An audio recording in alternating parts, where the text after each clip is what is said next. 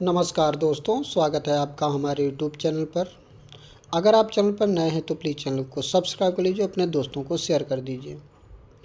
100 शब्द प्रति मिनट की गति से डिक्टेशन शुरू करते हैं 5 सेकंड बाद।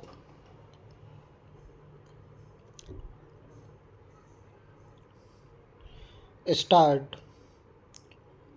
महोदय, यह बड़े गौरव और प्रसन्नता की बात है कि हिंदुस्तान में 10वां विश्व हिंदी सम्मेलन का आयोजन किया गया था, जिसमें लगभग 40 देशों के प्रतिनिधियों ने हिस्सा लिया था। मैं इस संबंध में कहना चाहता हूं कि इन प्रतिनिधियों में से कई प्रतिनिधि तो उन देशों से इतर के थे जहां पर हिंदी बोली और समझी जाती है।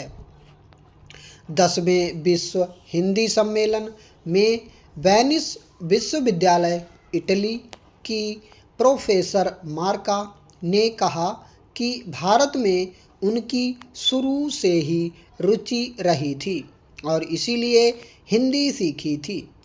हिंदी एक वैश्विक पहुंच रखती है। साथ ही कहा कि दूसरी भाषाओं के चक्कर में अपनी मातृभाषा को भूल जाना ठीक नहीं है। चीन के प्रतिनिधि ने धारा प्रवाह हिंदी में अपनी बात रखते हुए कहा, हिंदी दुनिया की बड़ी भाषा है और इसका लगातार विकास हो रहा है। इस सम्मेलन में स्वीडन के एक प्रतिनिधि ने कहा था कि हिंदी बहुत समृद्ध भाषा है, लेकिन इसमें अन्य भाषाओं के समृद्ध शब्दों को समाहित करके और समृद्ध बनाना चाहिए। इस सम्मेलन में पोलैंड वार्सा विश्वविद्यालय के एक प्रोफेसर ने प्रधानमंत्री द्वारा कही गई बातों को दोहराते हुए अपनी सहमति व्यक्त की थी। हिंदी भाषा के अंदर दूसरी भाषाओं के उपयोगी शब्दों को समाहित करना चाहिए। एक प्रतिनिधि ने कहा कि मैं महात्मा गांधी के विचारों से प्रेरित होती रही हूँ, इसलिए उनको जानने के लिए उन्होंने हिंदी सीखी। आजकल हमारे यहाँ हिंदी और हिंदी की फिल्में बहुत लोकप्रिय हो रही हैं।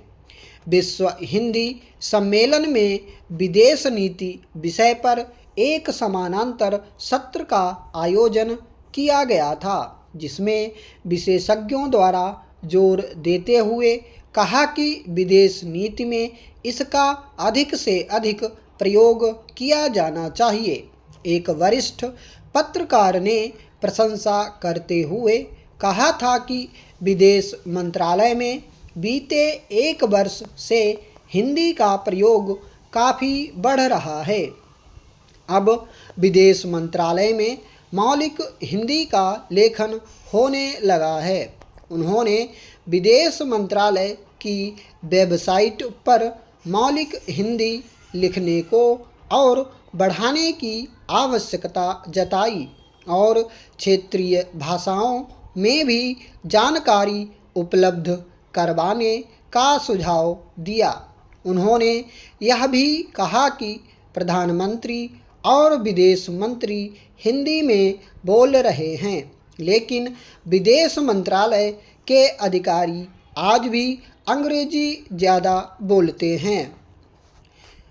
अध्यक्ष महोदय, मैं सिंचाई विभाग से संबंधित प्रश्न उठाना चाहता हूँ। महोदय, मेरा पहला प्रश्न यह है कि मेरे विधानसभा विकास खंड के अंतर्गत 2 स्टॉप डैम कई वर्ष पहले बनाए गए थे। उनमें से एक स्टॉप डैम में पानी रोकने के लिए गेट नहीं लगे हैं। गेट के अभाव में पानी एकत्र नहीं हो पा रहा है। यदि पहले से तालाब में गेट लगे होते तो पानी इकट्ठा हो जाता और किसानों को सही वक्त पर सिंचाई के लिए पानी मिल जाता। महोदय, फसल सींचने के लिए पानी की ज़रूरत होती है। पानी नहीं मिलने के कारण उपज अच्छी नहीं हो पा रही है और किसान को प्रकृति पर निर्भर रहना पड़ता है। अतः मेरा अनुरोध है कि स्टॉप डैम बनाते समय ही गेट लगा दिए जाएं, तो किसानों को इस समस्या से निजात मिल जाती और किसानों को इस समस्या का सामना नहीं करना पड़ेगा। स्टॉप डैम में गेट लगने से शासन का जो मूल उद्देश्य है उसका पूरा लाभ किसानों को मिल सकेगा। उद्देश्य की भावना के अनुसार काम न होने से किसानों को लाभ नहीं हो रहा है। मेरे यहाँ एक और बड़ा तालाब है जो काफ़ी बन चुका है। साल भर से निर्माण कार्य बंद पड़ा हुआ है। जो 80% कार्य साल भर पहले हो चुका था वह बेकार हो रहा है। किसानों ने अपने मुखिया को बताया था और सरपंच के माध्यम से इस बात की शिकायत प्राप्त हुई है कि वन विभाग की अनुमति नहीं मिलने के कारण एक तरफ की दीवार नहीं बन पा रही है।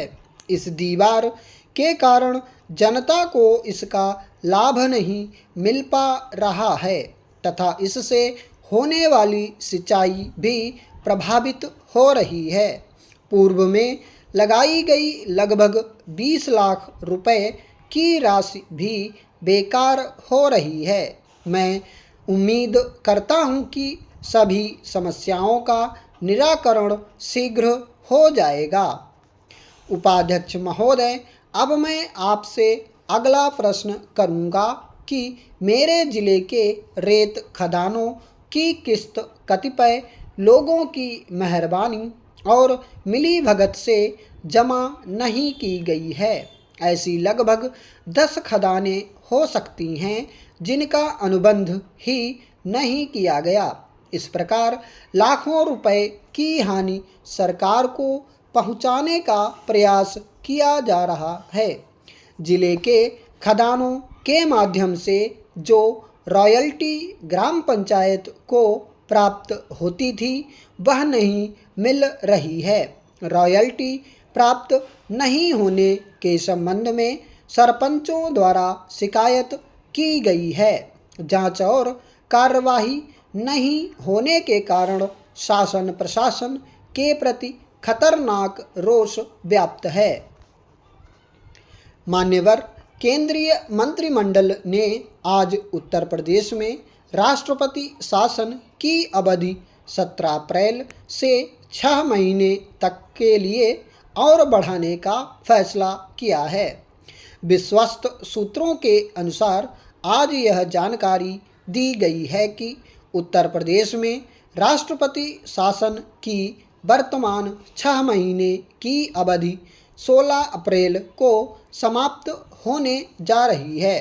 उच्चतम न्यायालय में यह मामला लंबित है, इसलिए इस मामले को ध्यान में रखते हुए मंत्रिमंडल ने यह फैसला किया है। आपको पता ही होगा कि इलाहाबाद उच्च न्यायालय राज्य में राष्ट्रपति शासन लागू करने की घोषणा को पूर्व में निरस्त कर चुका है। फिर इसे उच्चतम न्यायालय में चुनौती दी गई थी, जहां पर यह मामला विचाराधीन रखा गया है। उच्चतम न्यायालय ने इलाहाबाद उच्च न्यायालय के फैसले पर रोक लगाते हुए केंद्र सरकार को निर्देश दिया था कि वह उत्तर प्रदेश विधानसभा को भंग न करके वहां सरकार के गठन की संभावना का पता लगाए। उत्तर प्रदेश में राष्ट्रपति शासन की अवधि बढ़ाने का प्रस्ताव कल सदन में पेश किया जा सकता है और यह बड़े खेद की बात है कि संसद का सत्र 20 मार्च से 1 महीने के लिए स्थगित होने जा रहा है।